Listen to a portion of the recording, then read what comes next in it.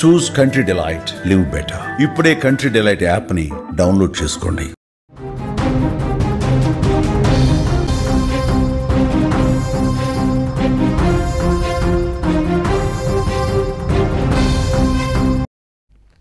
Breaking news చూస్తున్నాం. Senior journalist come anchor స్వేచ్ఛ మృతి కేసులో పలు కీలక విషయాలు వెలుగు చూస్తున్నాయి. చిక్కడపల్లి పోలీస్ స్టేషన్కు పూర్ణచంద్రరావు వెళ్ళినట్లుగా తెలుస్తోంది.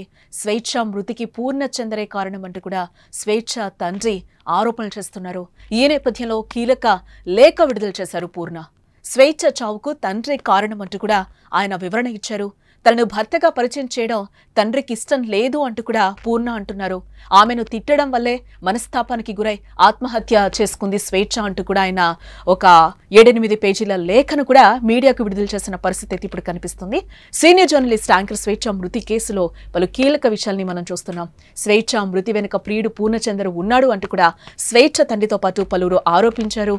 ఈ నేపథ్యంలోనే పూర్ణచంద్ర నాయక్ కీలక లేఖనైతే విడుదల చేశారు. ఆ లేఖను కూడా మనం సుమన్ టీవీ స్క్రీన్ మీద చూస్తున్నాం. ఆమె తల్లిదండ్రుల కారణంగానే ఆమె చనిపోయిందని, తండ్రి గత 2 రోజుల కిందట ఆమెను తిట్టడం వల్లే మనస్తాపానికి గురైంది, అందుకే ఆత్మహత్యకు పాల్పడింది అని కూడా ఆయన ఆ లేఖలో క్లియర్గా పేర్కొనడం జరిగింది. తనను భర్తగా పరిచయం చేయడం స్వేచ్ఛ తండ్రికి పూర్తిగా నచ్చలేదని, దీంతో తన పరువు పోతుంది అంటూ కూడా స్వేచ్ఛ తండ్రి స్వేచ్ఛను గాయపరిచేలా మాట్లాడాడు. తట్టుకోలేక ఉరేసుకుందని కూడా పూర్ణచంద్ర ఆ లెటర్లో రాసుకురావడం కూడా మనకు కనిపిస్తుంది. ఇక పాప అరణ్యనైతే తను బాగా చూసుకున్నానని, వారిద్దరికి ఎలాంటి లోటు లేకుండా సంతోషపెట్టానని కూడా పూర్ణ చెప్తున్న పరిస్థితి కనిపిస్తోంది.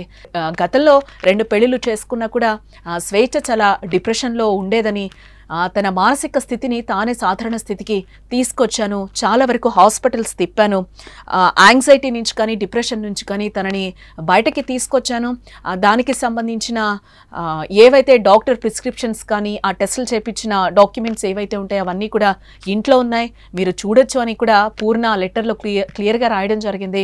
5 లక్షలు ఖర్చు చేసి కూడా అరణ్య హాఫ్ సారీ ఫంక్షన్ చేశాను, అరణ్య చదువుకయ్యే ఖర్చులు కూడా నేనే భరిస్తున్నానని కూడా ఆ లేఖలో పూర్ణచంద్ర రాసుకొచ్చిన మాటలైతే మనకి కనిపిస్తున్నాయి.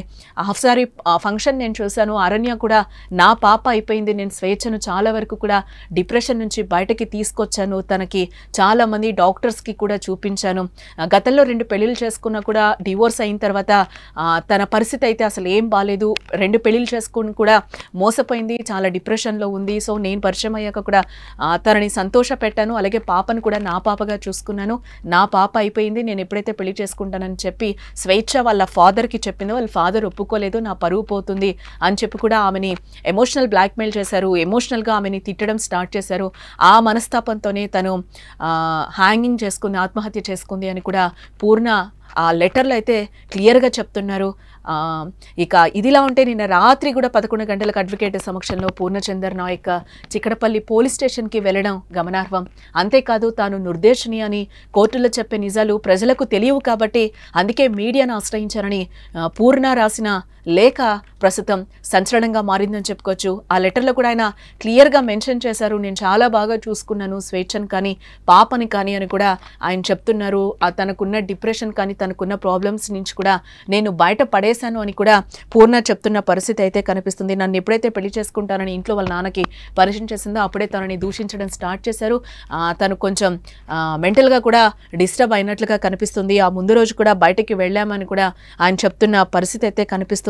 అరణ్యాన్ని కూడా నా పాపగా చూసుకున్నాను, చాలా వరకు పూర్ణ అంటూ కూడా తను ముద్దుగా నన్ను పిలిచేది, అంత అటాచ్మెంట్ ఉంది పాపతో కూడా నాకు, తను ఇప్పుడు 9th క్లాస్ చదువుతుంది, తనకయ్యే ఖర్చులు కూడా నేనే చూసుకుంటున్నానని కూడా క్లియర్గా పూర్ణ ఆ లెటర్లో అయితే చెప్పడం జరిగింది. ఇదంతా కూడా బయట కోర్టుకు వెళ్తే నేనైతే ఈ కేసులో నిర్దోషిని అని కూడా తను చెప్తున్న వర్షన్ కనిపిస్తుంది. వాళ్ళ ఫాదర్ వర్షన్ కూడా ఇంకోలాగుంది, పూర్ణ వల్లే నా బిడ్డ చనిపోయింది అని చెప్పి కూడా ఆయన ఆరోపణలు చేస్తున్న పరిస్థితి కనిపిస్తుంది. ఏదేమైనా కూడా ఈరోజు ఒక జర్నలిస్ట్ని కోల్పోయిన పరిస్థితి అయితే మనకు కనిపిస్తుంది. దీంట్లో ఇంకా ఎలాంటి నిజాలు బయటకు వస్తాయి కూడా చూడాల్సిన అంశం.